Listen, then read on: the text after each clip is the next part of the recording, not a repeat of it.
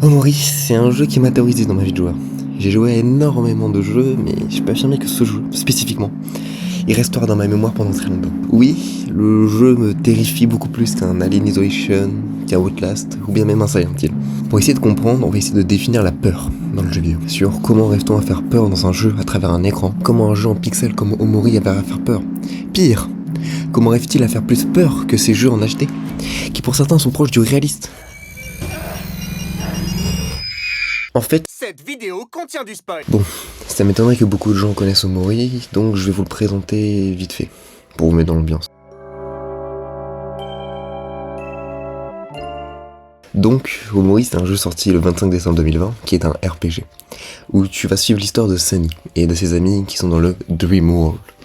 Bien évidemment, ce nom n'est clairement pas un hasard. Le jeu s'inspire de Undertale, Earthbound, ou bien même Yumeniki dans sa narration et dans son gameplay. Bon, c'est bien beau tout ça, je vous ai résumé très grossièrement le jeu, mais je vous ai pas montré ce qui est si terrifiant dans Omori. Mais je vous garde ça pour plus tard. On va d'abord essayer d'expliquer la peur. La peur, c'est quoi ? D'après le Larousse, la peur est un sentiment d'angoisse éprouvé en présence ou à la pensée d'un danger réel ou supposé d'une menace. Bon, je pense qu'une fois dans votre vie, vous avez déjà eu peur pour une quelconque raison. Je ne vais quand même pas vous dire pourquoi vous avez peur. Je m'intéresse surtout sur le comment. Comment les jeux font pour nous faire peur. Car nous avons un écran pour prendre du recul. Mais surtout, nous sommes le joueur. Comparé au cinéma d'horreur par exemple, nous pouvons regarder où l'on veut et faire les actions que l'on veut. Cela veut dire que l'on ne peut pas faire une mise en scène ou faire des plans pour amener le joueur à avoir peur. Du coup, qu'est-ce qui nous reste ? L'ambiance. Parce que si nous ne pouvons pas poser la caméra où l'on veut, alors tout, le décor, l'histoire, les ennemis, doit être prévu pour mettre dans l'ambiance le joueur. Le fait que Alien Isolation fonctionne aussi bien, c'est parce que tu es isolé. Non, pour de vrai, c'est ce décor extrêmement serré. Ce manque d'outils pour pouvoir s'en sortir, mais surtout cet alien, qui tu sais qu'il est toujours là en train de t'observer, mais tu ne sais pas quand, mais surtout comment il va t'arriver pour te manger. Cette sensation d'être pourchassé tout le temps, qu'est-ce que c'est effrayant. La plupart des jeux d'horreur utilisent cette méthode de pourchassement pour effrayer le joueur comme FNAF ou bien Outlast. Mais alors, pourquoi ? Pourquoi Omori fait-il peur alors que le jeu possède une caméra fixe, ne possède pas de grands ennemis à battre ? Tu ne te fais jamais pourchasser, et de par son aspect RPG, le jeu peut devenir puissant s'il le veut. En bref, aucun des aspects de l'exemple précédent. Bon, je vais vous donner un indice sur l'endroit où je veux vous emmener.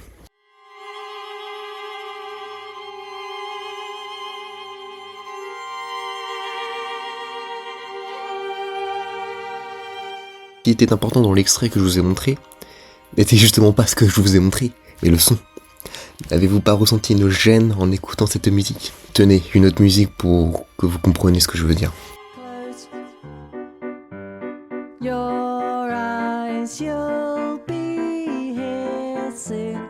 Beaucoup plus joyeux, entraînant, non ?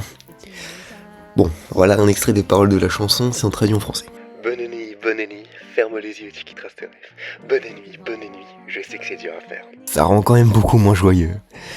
Je pourrais vous faire une vidéo entière sur les chansons de ce jeu, tellement qu'il y a de choses à dire, mais ce n'est pas pour ça que vous êtes venus. Et vous savez dans quel contexte on entend cette chanson ? En tombant du plus grand hôpital du monde.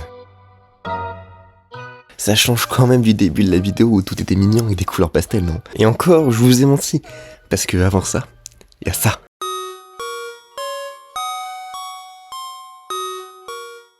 Tu comprends très vite que tu joues pas forcément un jeu mignon, ne serait-ce qu'avec la musique qui est intrigante, je dirais. Les éléments du décor sont minimalistes, une ampoule, un ordinateur, des mouchoirs et un joli petit chaton. Ton personnage adore les chats. Et un journal. Lorsque tu interagis avec l'ordinateur, tu as une information bien étrange. Tu peux accéder au journal de Mori, où il dit que tout va bien. Ça a des jours non précisés. Mais réfléchissez 2 secondes. Qui dit à son journal que tu vas bien, ça tous les jours ? Bon, c'est étrange, mais vous voulez voir quelque chose d'encore plus étrange ? Allons voir son journal avec des dessins intrigants. Je rappelle qu'actuellement, nous venons à peine de lancer le jeu. C'est-à-dire que tu ne sais rien sur ton personnage. Tu te retrouves dans une salle blanche, avec quelques éléments où tu peux interagir. Et tu sais que la personne que tu vois, que tu contrôles même, ne va pas bien du tout. Cela fait 2 minutes que l'on joue. Et nous avons suffisamment d'indices pour savoir que quelque chose cloche dans ce jeu. Ah oui, il y a un couteau ici dans la pièce. Ça m'appelle à un autre malade mental. Et lorsque tu traverses la porte, on se retrouve à l'endroit que je vous ai montré en début de vidéo. Lors de ton aventure, tu seras accompagné de 3 autres personnages. Quels ? La personne toujours souriante prête à faire des blagues pourrites, Hero, Le grand frère de Kel, c'est le plus âgé du groupe et la personne qui va surveiller et prendre soin du groupe. Et enfin, Aubrey, la fille qui est toujours là pour donner un boost d'humeur à l'équipe. Il y a 2 autres personnages. L'une s'appelle Marie, que tu rencontres à chaque point de pique-nique. C'est elle qui te permet de sauvegarder dans le jeu. Et enfin, Basile.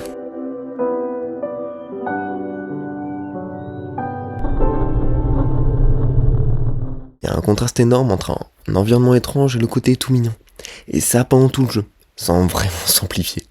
Sauf, il y a certains passages, parce que si au début du jeu on se situe dans le Dream World, il faut bien un moment se réveiller. C'est ce que l'on fait dans le jeu. Mais tu n'as pas forcément envie de rencontrer ça. Avec cet ennemi, on reprend tous les codes des jeux d'horreur que je vous ai cités précédemment. Donc un ennemi puissant. Et le joueur n'a pas d'outil pour le vaincre. Mais est-ce que cela fait vraiment peur? Surtout que pour vous qui n'avez pas joué au jeu, bien sûr que non. Car c'est un élément qui va permettre de faire avancer l'histoire. Mais justement, c'est là qu'on touche à ce qui rend ce jeu unique par rapport à d'autres. Son histoire. Je vous disais que l'on se réveillait dans le jeu. Lors de ces passages, tu apprends que ton groupe d'amis ont grandi. Ce ne sont plus des enfants, ce sont des adolescents. Et comme chaque adolescent, c'est à ce moment-là qu'on essaie de se trouver une place, que l'on change. Tu découvres notamment que Aubrey n'est plus la gentille fille, mais est devenue une rebelle qui n'hésite pas à tabasser ses anciens amis.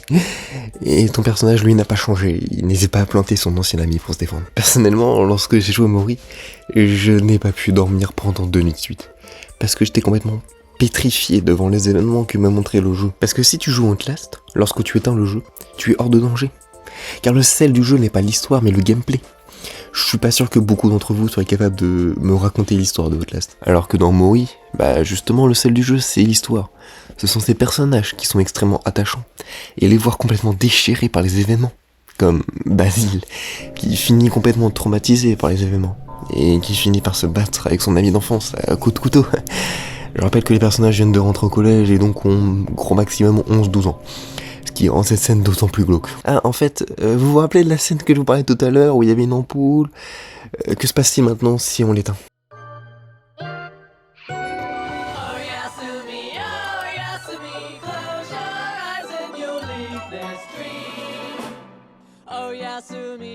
Et j'espère que vous avez compris où je voulais vous emmener en parlant de ça. Bien évidemment, la sensation de peur est propre à chacun. Le titre de la vidéo n'est là que pour vous capter. Avec cette vidéo, je voulais essayer de prouver qu'un jeu non réaliste peut être effrayant. Bien évidemment, j'ai complètement survolé le jeu, et le jeu ne se résume pas bêtement en un jeu d'horreur, mais c'est une grande facette du jeu que je voulais montrer. Dans ce concept de vidéo, je me sers d'un jeu pour parler d'un sujet en rapport avec le jeu vidéo. Donc je me dois être le plus concis possible pour que la majorité des gens comprennent les propos que je veux appuyer. Il est probable que je fasse une seconde vidéo en rentrant beaucoup plus dans les détails, pour les personnes curieuses, ou bien même pour les fans du jeu. Merci encore pour ceux qui me soutiennent. Au revoir.